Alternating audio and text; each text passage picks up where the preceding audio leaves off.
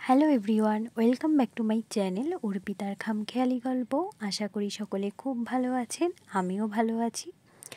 আজকে কিন্তু সম্পূর্ণ নিরামিষ একটি রেসিপি নিয়ে আপনাদের সামনে হাজির হলাম। আজকে হচ্ছে পাঁচমিশালি একটি সবজি রান্না করেছিলাম, সেটি আপনাদের সাথে শেয়ার করব। তো এখানে বিভিন্ন ধরনের সবজি নিয়েছি, আর আমি এখানে ব্যবহার করেছি একটু কাঁচা বাদাম, আর হচ্ছে এখানে অসময়ে একটু ফুলকপি খেয়েছিলাম, তার রেখে দেওয়া যেই ডাঁটাগুলো ছিল সেগুলো। প্রথমেই আমি একটু গরম জল করে নিয়েছিলাম, গরম জলের মধ্যে ডাঁটাগুলোকে সেদ্ধ করতে দিয়েছিলাম হালকা নুন দিয়ে, লবণ দিয়ে বেশ ভালো করে ফুটিয়ে নিয়েছিলাম, কারণ অসময়ের ফুলকপি বলে কথা, হালকা যদি গন্ধ লাগে এই জন্য ডাঁটাটাকে হালকা একটু ভাপ দিয়ে নিয়েছিলাম। দিয়ে দিয়েছিলাম হচ্ছে সরিষার তেল।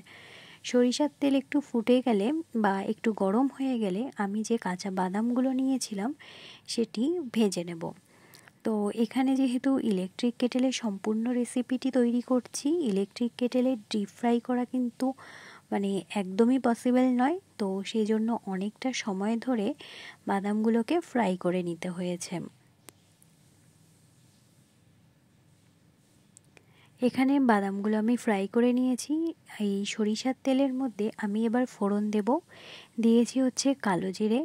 কালো জিরেটাকে ভালো করে একটু নাড়াচাড়া করে নেব। কালো জিরের সাথে আমি দেব হচ্ছে তেজপাতা আর হচ্ছে শুকনো লঙ্কা।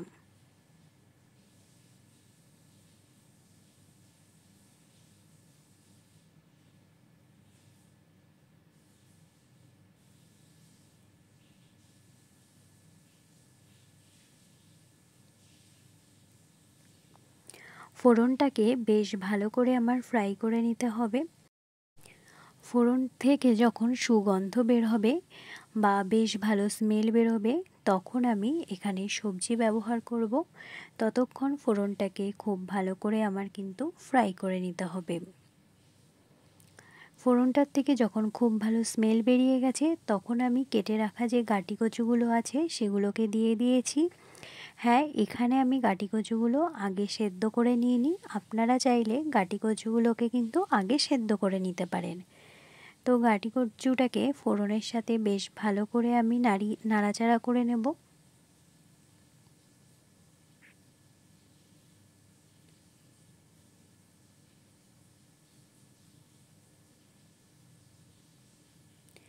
কেটে রেখেছিলাম কিছু আলু, সেই আলুগুলোকে এবার ব্যবহার করব।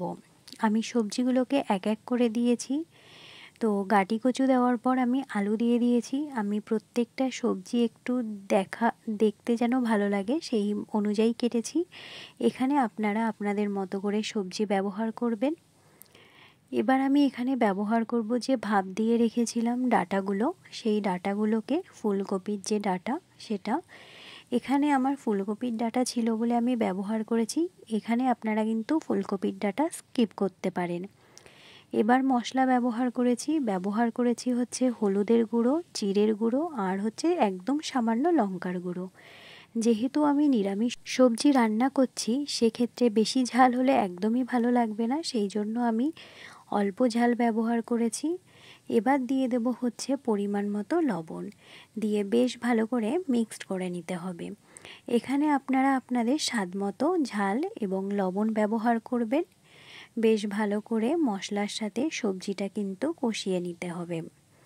যে কোনো সবজি রান্নার সময় মশলার সাথে যদি বেশ ভালো করে কষিয়ে নেওয়া যায়, তবে কিন্তু রান্নার স্বাদ অনেকটাই বেড়ে যায়। ব্যবহার করেছি কয়েকটা কাঁচা লঙ্কা মাঝখান থেকে চিড়ে রাখা, দিয়ে বেশ ভালো করে নাড়াচাড়া করে নিতে হবে যেন কেটেলের নিচে লেগে না যায়।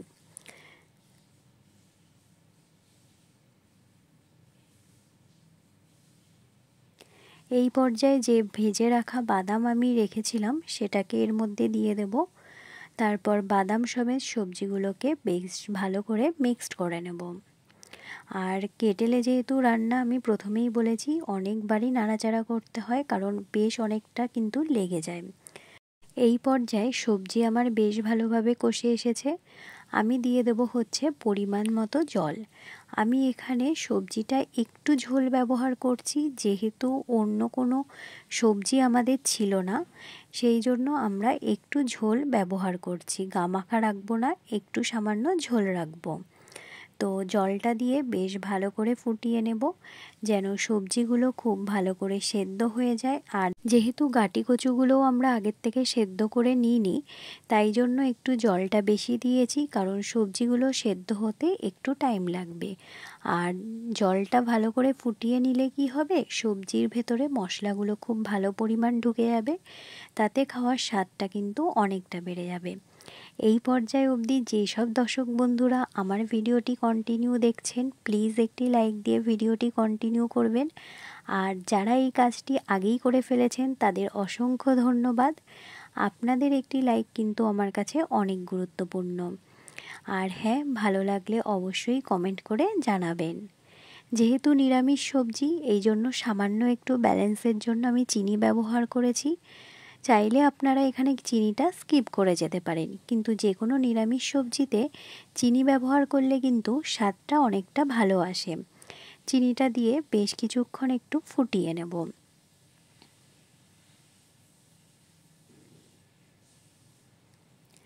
আর যেদিন আমরা এরকম সবজি রান্না করি সেদিন কিন্তু আমাদের বেশ ভালো লাগে, কারণ প্রত্যেকেই জানেন হোস্টেলে কিন্তু সেভাবে কোনো সবজি আমাদের দেয় না, আলুর পরিমাণ বেশি থাকে, সেই জন্য নিজেরা খেলে একটু সবজিটা খাওয়া হয়, এই আর কি।